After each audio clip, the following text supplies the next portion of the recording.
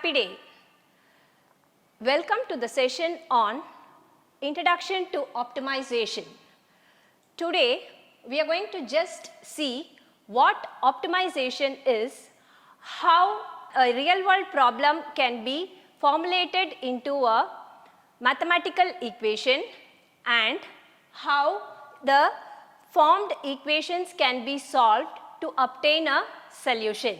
So that is the overview of this session. What is optimization? Optimization is making the best or most effective use of the situation or resource. That is, you have to give the best inputs to get a best output. So that is what is going to be an optimization. Now I will just explain with the help of a real-time example which we all know. That is, say for example, we are using our mobile every day. In the morning, our mobile will be charged full, we will be happy, we will be just using the mobile to its maximum extent. But as the day goes and as we reach towards evening and we do not have a charger with us, in that particular situation, what is that we would be doing? That is, as soon as we see this particular status, we will start thinking what we should do in order to keep our mobile alive throughout the day, right? So the next is, we are at this particular situation, that is, it has reached the status red. So what will be my decision? My decision will be the power saver mode. Instantly I will go to the power saver mode and then I will see to that my mobile is live or mobile is in the on state till the end of the day or till whatever time I want. So that is what is optimization. Here I am minimizing upon the usage, maximizing upon the duration of the mobile to be in the on state. So that clearly depicts what optimization is. Optimization is minimizing or maximizing according to a particular situation. So I will have to decide, it leads to decision making, and when we are deciding, we have to be very clear in our decision making. So that is the reason why we should know whether we have to maximize or minimize. So that is what is optimization. And now with finite resources and the available time, we have to arrive at a best situation. That is what is optimization. So having given a brief overview of what optimization is, we can now move on to how we are going to solve this particular real world problem with the help of optimization. So here there are many methods where we can solve this optimization problems, and we are going to just see the first primary one, that is the linear programming. This is going to be a method which can be used to solve any optimization problem, right? So now what is linear programming? So linear programming is a method to achieve the best outcome in a mathematical model whose requirements are represented by linear relationships. Yes, in your lower classes you would have heard of the word linear. Linear is nothing but for every variable in the equation you will have a degree 1, or you will be able to form a relationship and you can represent that in the form of straight lines. So that is what is going to be a linear. So now we are going to use that particular concept to solve your optimization problems. First step in your optimization problem would be, just you have to formulate the given real world problem into a set of mathematical equations that can be solved using a particular technique. So when you just look at any real world problem, it will be set of English sentences. It is only you have to read it and cull out the required information for you to frame the equations. Formulation of an LPP is nothing but translating the real world problem into the form of mathematical equations which could be solved. So now we shall just see what are all the steps to formulate a problem in LPP. And you have basically 4 steps. Your first step would be, first you have to identify the decision variables, and then you have to identify what are the constraints. Step 3 would be, you have to know what is your objective, and then you should be able to express that objective in the form of an equation. And ultimately, after framing your objective, you will have to solve that using any appropriate technique. And here we are going to see how we are going to solve this particular real world problem, right? And the problem states a firm manufactures 2 products A and B, on which the profits earned per unit are rupees 3 and rupees 4 respectively. Each product is processed on 2 machines, M1 and M2. Product A requires 1 minute of processing time on M1 and 2 minutes on M2, while B requires 1 minute on M1 and 1 minute on M2. Machine 1 is available for not more than 450 minutes, while machine 2 is available for 600 minutes during any working day. So our aim will be to find out the number of units of product A and B to be manufactured to get maximum profit. So when you read this problem, you will feel not like just solving it. It might be something very difficult, but it is very, very easy. You will have to put them in the form of a table, so you will be able to frame your equations very easily. So we will have to check out on the points which I was talking previously. That is, you will have to see what are all the machines, you will have to see what are the products, and then you will have to fill up the processing time for each product on a particular machine. So if you are able to represent like this, it will be very simple to frame your equations. And then I said there is a constraint. So when I say constraint, it's going to be the availability of the machine, which we saw it to be 450 minutes for the first one and the 600 minutes for the second one. And the major objective was to find out the profit.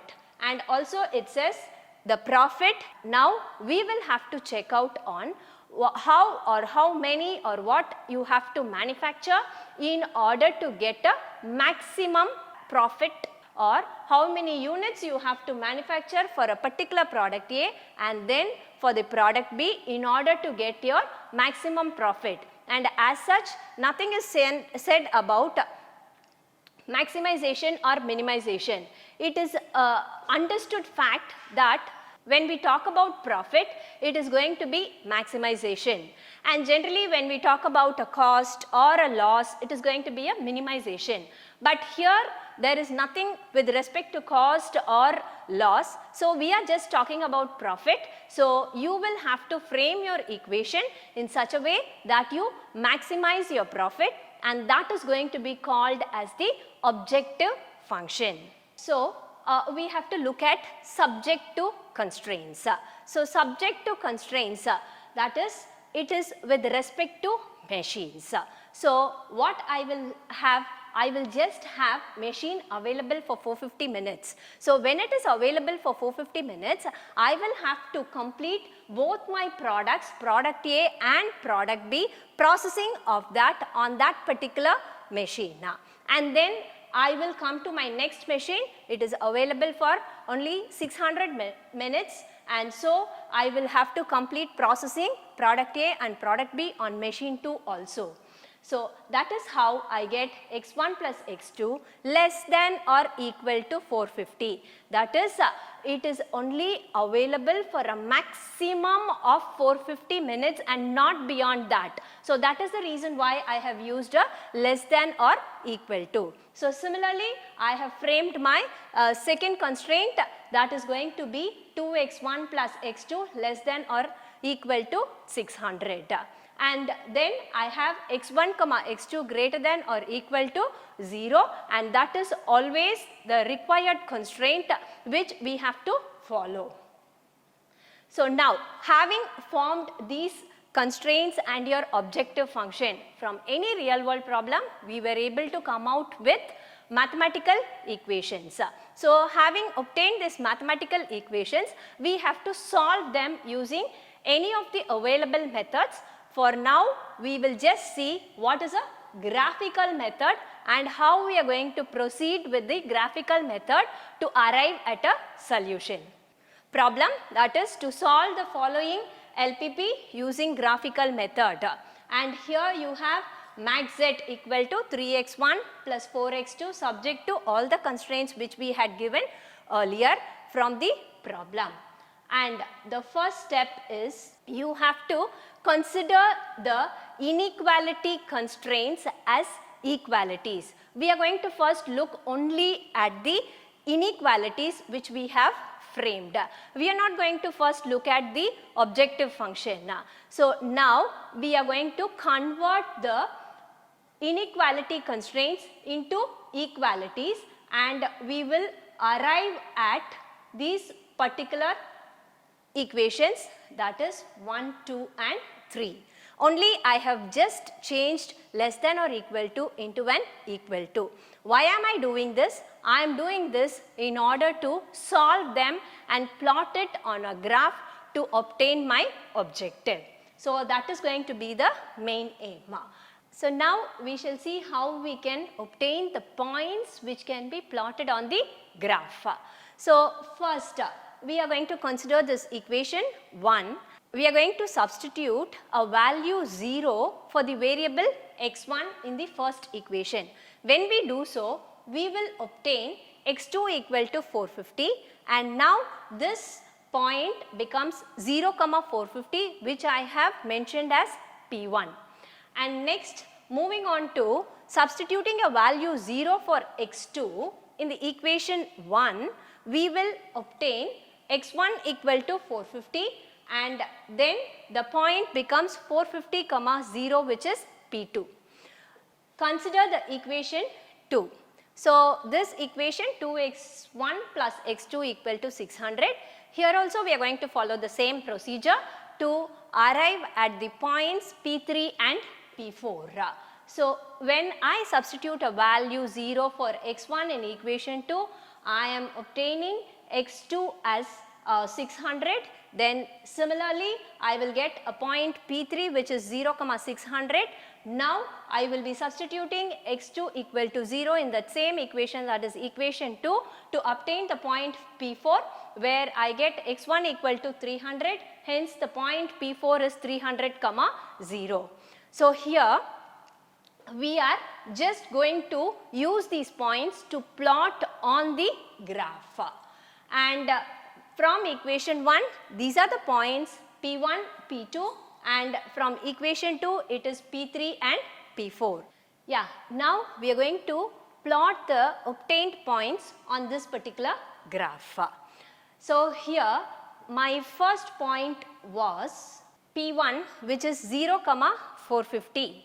So I have just used that 0, 450 and I have plotted it there. My next point is P2, which is 450, 0, and I am going to plot it in this particular position, that is 450, 0. And then I am going to plot the next 2 points P3 and P4. So P3 is marked there as 0, 600, and then P4 is marked as 300, 0. So these are the points we have marked. Now we shall connect these points with the help of a straight line. that is P1 and P2 are connected to represent the line x1 plus x2 equal to 450, and then P3 and P4 are connected to represent the line 2x1 plus x2 equal to 600, and this is going to be the straight line. Now we have not used those inequalities. Now comes the point where we have to use the inequalities. We have initially converted them into equalities and we have just substituted with the values for x1 and x2 to obtain these straight lines. So when we have to use those inequalities, this is the point we would be using the inequalities. The first equation says x1 plus x2 less than or equal to 450. So when it is something less than, then I will have to consider that straight line and I will be shading all the region below that straight line. So when I do that, it just becomes it is less than 450 and equal to 450 is that particular line which goes there. And similarly, I will take the second equation and I will be shading all the region below that line 2x1 plus x2 less than or equal to 600.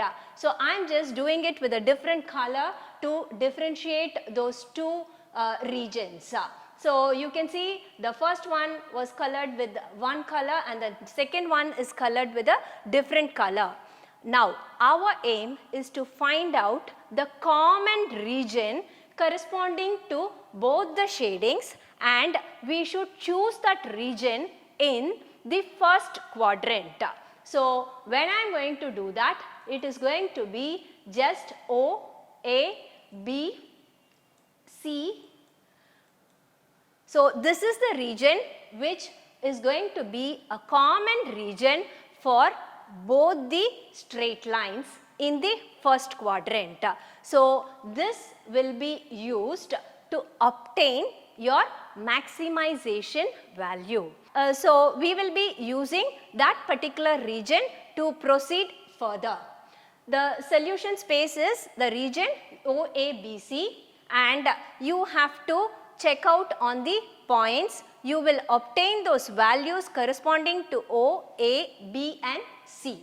So 0, 0 is my origin, and then my point A is 300, 0, point B is 150, 300 and point C is 0, 450. So now we are going to substitute the obtained values in the equation z is equal to 3x1 plus 4x2, which we framed as an objective function in the beginning to maximize this particular value z. So here when I substitute O in 3x1 plus 4x2, I will get 0, and when I substitute the values of A in the equation, it is 900 and that of B is 1650 and that of C is 1800. Our aim is to maximize the objective function, which means I will have to select the maximum of the obtained values, which is max z equal to 3x1 plus 4x2 can be obtained at the point C, which is 0, 450 and the value is 1800, and it is a single value which is a maximum value. So I can say this has a unique optimal solution which is 1800 at the points x1 equal to 0 and x2 equal to 450. And now what we obtained now is a unique solution, that is a unique optimal solution. As I told you, I had only one value on my output, that is 1800. It may be, we may come across situations where we can get more than one value with the same answer. So in those cases it means you will have multiple solutions for a particular problem to optimize. So in that case you call it as an infinite number of optimal solutions or a multiple optimal solution. and then you may come across a situation where you will get an unbounded feasible solution, which means there will not be any boundary on the top. So, when you get such situations, you will have your maximum at any point at infinity. Here you will not be able to judge your maximum value, but the same problem, if it is a minimization problem, then you can find out your minimum value for an unbounded feasible solution. Also, you have one more situation where it is going to be a no solution, when you have two lines where it is shaded above and one below, and you do not have any common area, then you will say there is no solution. So, these are all the different situations for you to write your conclusions. That is, you can have a unbounded feasible solution, you can have no solution, you can have a optimal unique solution, or you can have multiple solutions. So, this is how you will solve and you will come out with your decision. So, here it shows how many products of a particular product to be, or how many units of a particular product to be manufactured in order to obtain a maximum profit has been identified. So, that is how you will solve it, and then you can just have an assignment as a further reading. You can just try this particular question and come out with an answer for better understanding. I will just summarize on what we have seen throughout this session. We just saw what is optimization and how you can formulate a real world problem into a mathematical equation, and then how to solve those particular problem in order to optimize depending upon the current situation, that is either maximization or minimization. So, that is what we have learnt in today's session. You understood what optimization is. Maybe in the forthcoming sessions we can see how optimization problems can be solved with other techniques. Thank you.